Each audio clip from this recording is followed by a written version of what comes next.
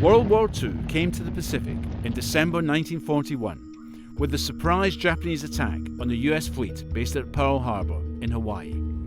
Within a few short months, the Japanese had won massive gains. Their armies and navy had conquered much of Asia and threatened India and Australia. The collapse of the British in Malaya, Singapore and Burma, and of the Americans in the Philippines, meant the Japanese military were confident in their ability to achieve complete victory. Too confident, in fact.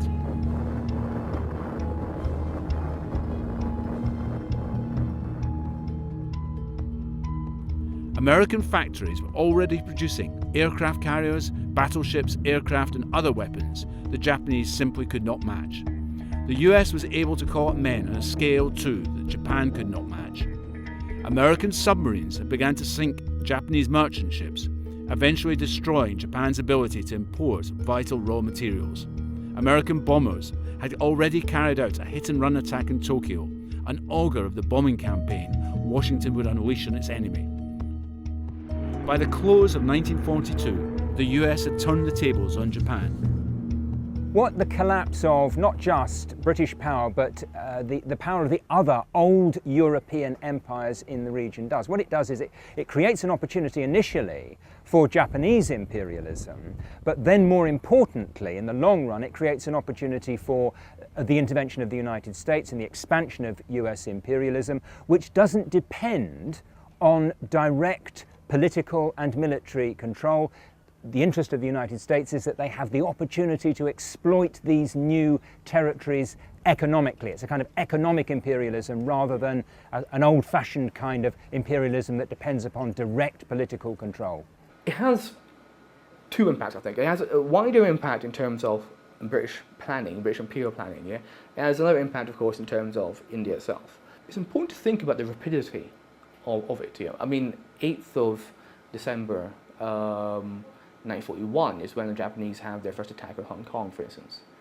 It's 13th of February, I think it is when you have their capitulation of Singapore. So it's extraordinarily rapid here, that advance here. There's an interesting piece of propaganda news footage that's produced in November 1941, which is never actually shown. But it gives you an indication of how important Singapore was. And it's called Alert in the East. And it was a piece of British movie tone propaganda for the British audience here, showing how the garrison of Singapore would ensure that the Indian Ocean remained protected. And it's the idea of our circle of fire that we have, going from Australia to East Africa and so on and so forth. And therefore, the complete capitulation of Singapore results in this complete dissolving of this ambit. And so much so that you get the Royal Navy pulling completely out of the Indian Ocean to save the Royal Navy. India is essentially left by itself. This does two things. I've already said that you have elements of nationalist opinion that were sympathetic to the war. You begin to get forms of entryism into what you need to have, which is rapidly ballooning Indian army. It's from the fall of Singapore that you get the Indian army really expanding. So it becomes 2.7 million by June 1944. You get to have conscious entryism into the Indian army, because the idea is that independence is inevitable.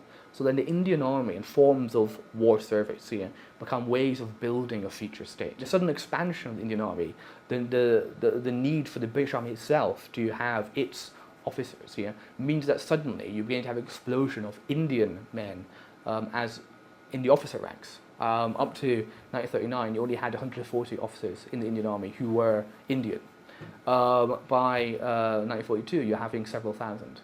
And it's that sudden explosion of middle-class professions being available in the army that leads to an interesting kind of form of you obtaining officers from not the right kind of people. The army that you get that fights off the Japanese advance into India in 1944, then reconquers Burma and so on and so forth.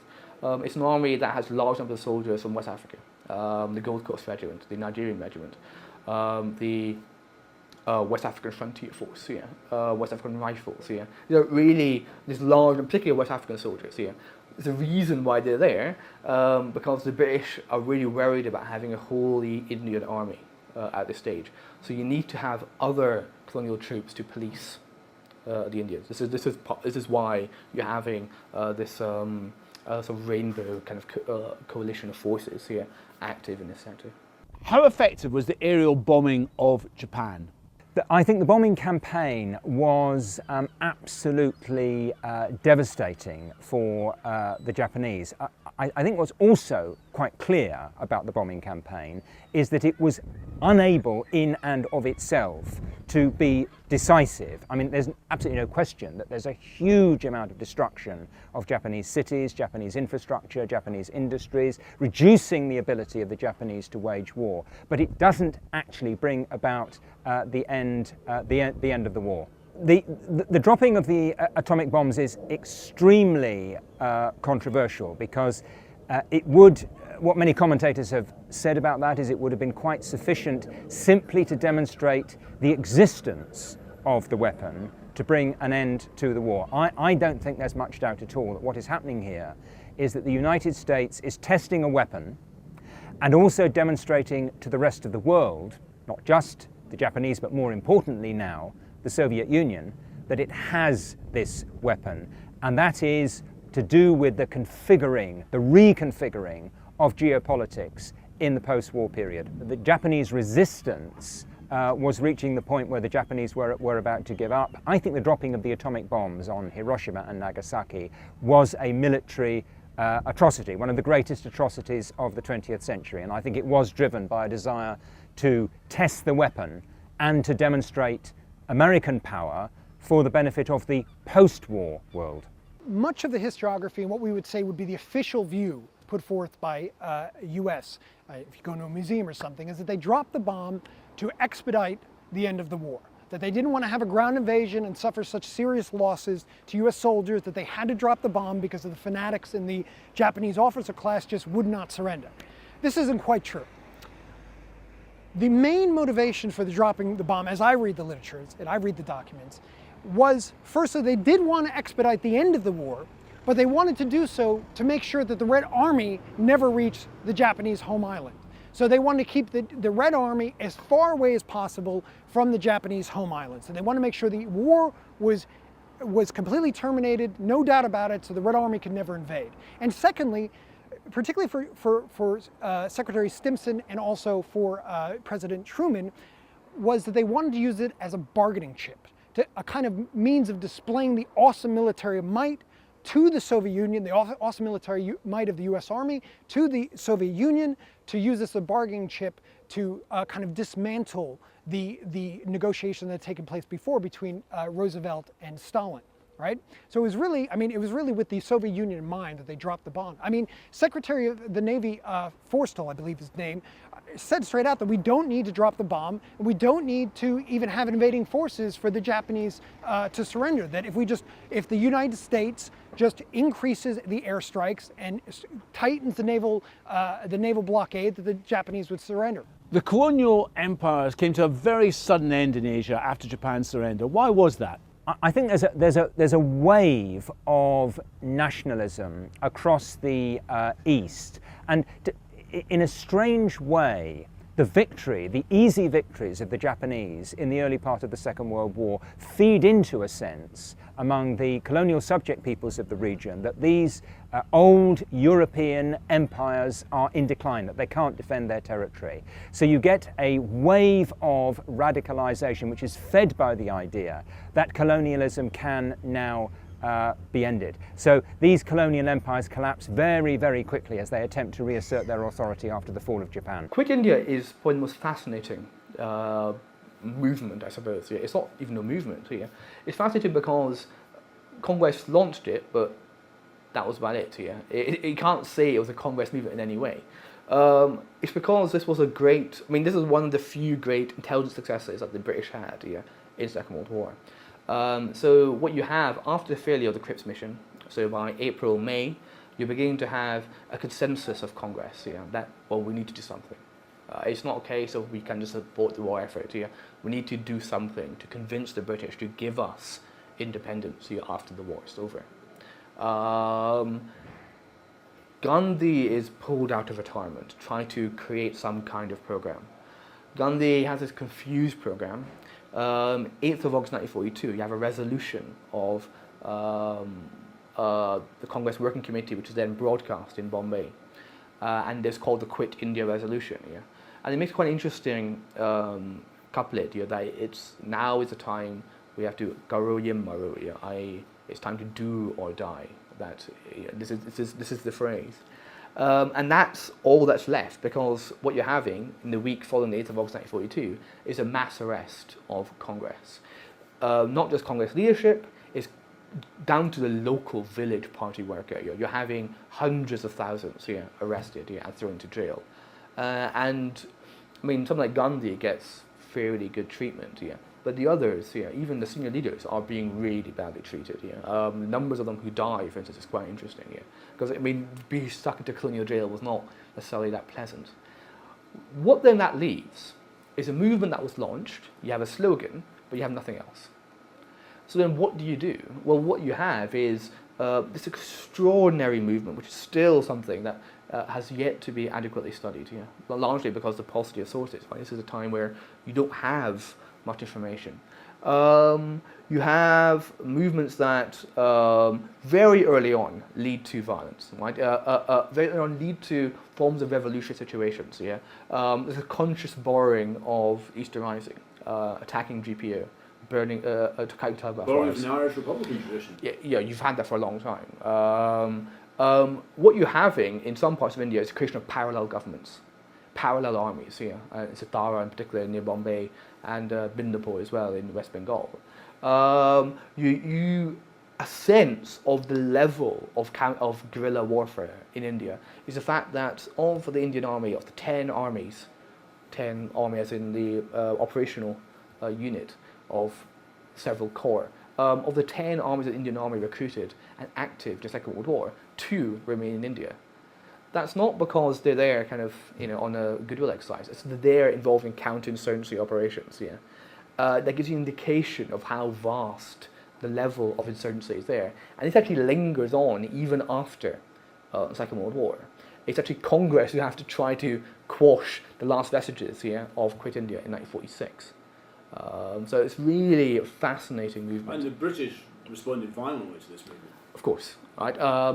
Or they try to.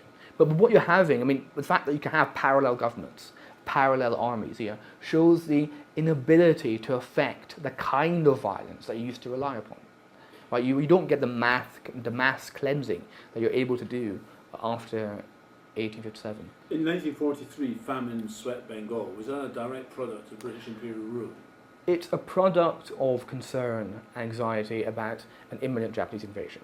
So what you do in an invasion, well, the British effort at least is to ensure that we offer them nothing. So the idea is you burn all ships, you blow up bridges, you pull back, you start hoarding grain in your cities here. What that does, since Bengal seems to be in the front line, is that suddenly people don't have any means to feed themselves. Bengali cuisine relied upon fish to supplement rice. When you have an inability to feed yourself by fish, you have people being unable to survive on your rice crop. When the rice crop failed, which it does twice in 1941, 1942, then you have mass starvation. When you have an inability or unwillingness by the British to offer any relief, because any relief that you might give to the peasant might then go to the Japanese when they invade, then you have this mass starvation being compounded further. And so we're talking about a death toll of 3 million in Bengal. It's a largely a man-made famine. I think what you get actually, it's wrong to say that immediately after the end of the Second World War, the British wished to withdraw. Yes, you have a Labour government, but they're by no means always anti-imperialists. I mean, you have the pro-imperialist wing. It's not just the party of Nye Bevan, it's the party of Ernest Bevan as well. It's the party that wants to maintain empire. There is an effort, the British make an effort to try INA personnel. The initial effort is that we're going to have mass trials, as many as we can get.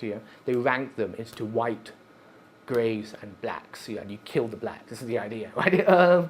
They were only able to hang 17, for you have the main irony trials in Delhi. That results in mass protest. You have mass mutinies beginning in the Royal Indian Navy. What I mean by mutinies is red flags going up, people shelling harbours, shelling British ships. It's not the case of just quiet mutinies here. Also exposed to the Royal Indian Air Force as well. The British seriously think about creating a network of parallel army in India, because we can't trust the army anymore. It's Auchinleck's own statement, the commander-in-chief of the Indian Army. Yeah? He writes a memoranda as he's forced to commute any sentences on INA personnel, that we have to admit that India never had any loyalty as we understand loyalty. And what you have are secret plans to try to create parallel, as the army, local militias. Yeah? This is where you begin to have the British beginning to arm particularly Pathan or Afghan militias on the frontier, but also various militias all across South Asia. The idea is that we can use them against the army. This is only partially implemented. It's never really fully implemented. And then by March 1946, the game's up. So the Second World War, what happened in the Second World War was really quite crucial to the emergence? Yes, it was just the inability of the British to demonstrate that they could maintain those forms of colonial violence, those organs by which you would have that exemplary violence, those go. And without that, any form of colonial rule unravels. If you don't have a soldier willing to fire his gun, then you can't have the maintenance of that exemplary violence that you need to have. How important was the war to the emergence of what is today the People's Republic of China? I think what happens during the war against Japan is that the corruption, the exploitation, the ineffectiveness in defending Chinese national territory and the Chinese national cause, the ineffectiveness of the existing Kuomintang regime is so clearly demonstrated, and the superiority of the Chinese Communist Party organising a resistance which is based in the villages, in the peasantry, among ordinary Chinese, as a much more effective expression, a much more effective embodiment of Chinese nationalism. I think it decisively shifts the balance of power inside China from the nationalists to the more radical forces represented by the Chinese Communist Party. Well, I mean, it can't be overstated. I mean, it was a massive blow to the U.S. post-war plans. I mean, again, the U.S. had pushed for China to have a seat in the United Nations. They staked so much on their conceptions of the kind of liberal capitalist East Asian international order that they were trying to build there on a secure, stable, unified, and hopefully democratic, but that wasn't so important to them, possibly democratic Chinese state. And of course, with the Communist Revolution, that all went to hell, right? So this was a huge blow to U.S. post-war ambitions, at least in East Asia. Though probably even more in Europe. I mean, they were seen, the Communist Party in China was seen as a kind of a legitimate force that was capable and able and willing to fight off the Japanese invaders, right? And of course, with the corruption of the nationalist regime that had been so demonstrably shown during the Second World War, they really emerged as the only legitimate major political force in Chinese politics after the war. I think with the rapid disintegration of the nationalist regime in China, and then the spectacular victory of the Chinese Communist Party in 1949, there is a very, very strong sense in the United States that they need a reliable ally in the region. Japan has been prostrated by the war and is being rebuilt to a large degree by American capital and with the support of the United States. So Japan can be relied upon, I think, to be a very, very sound ally of the United States in a region that is increasingly contested. In 1945, the USA, unsure whether it could deliver the atomic bomb in time, begged Russia to invade Japan and the north of China, which was under Japanese occupation. The Russian dictator, Joseph Stalin, agreed. But within a few months of the war ending, the US perceived Communist Russia as its main enemy, and a new Cold War began between the two powers. The Communist Revolution in China, which followed, was a body blow to Washington's ambitions. It reacted by building up Japan as its regional ally. Faced with powerful left-wing guerrilla movements which had come into being to resist the Japanese occupation in Vietnam, Malaysia, the Philippines and Indonesia, Washington armed and financed their right-wing opponents. In Malaysia and the Philippines, this strategy worked. In Indonesia, it failed. And the US would have to wait until 1965 to launch a military coup against the radical nationalist government of Sukarno. Perhaps 1 million people died in that military takeover. In Vietnam, eventually the US had to intervene directly and would suffer the greatest military defeat of its history. Meanwhile, nothing could save British rule of India, although it did ensure the subcontinent was partitioned on a sectarian basis. As Japan surrendered in September 1945, Washington saw itself dominating Asia for years to come. It was not to be.